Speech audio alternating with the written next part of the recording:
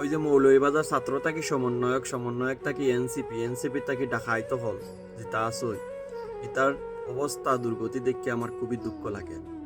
ইতাই মৌলিয়াজার তখন বাড়িঘরও মৌলিয়াজার তো রাজনীতি করেন শ্রীমঙ্গলের নেতার ইতার কিতা মৌলিয়াজার কোনো একজন অভিভাবক হইতে পারলো না, একজন বড় নেতা হইতে পারলো না যাতে মৌলিয়াজার বইয়া অনই রাজনীতি করতে পারে।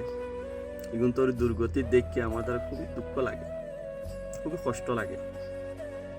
শ্রীমঙ্গল যে যারে নেতা মানছে, যার লাগে কষ্ট করে কিন্তু হইতে পারবো নি বেটা, টেমপি হইতে পারবো নি। যদি না হয় তো এগুন তোর তো লাইফ শেষ, এগুন তোর তো কোনো ছায়া থাকতো না, এতিম হয়ে যাবো।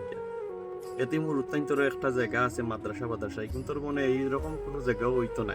আমার দ্বারা লাগে তো বড় এতিম লাগে রে বেটা, তোমরা লাগে বুঝছেন, বড় কষ্ট লাগে। একটা তোমরা সেরামকে চাইলে বুঝছো না, আমি একটা চিন্তা করি তোমরা সেরার মাঝে এত রং কিতার লাগে।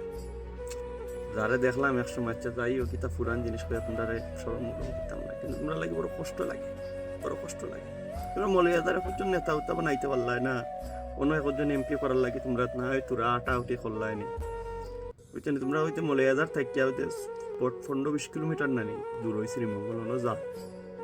খারাপ লাগে, খারাপ লাগে, বড় খারাপ লাগে।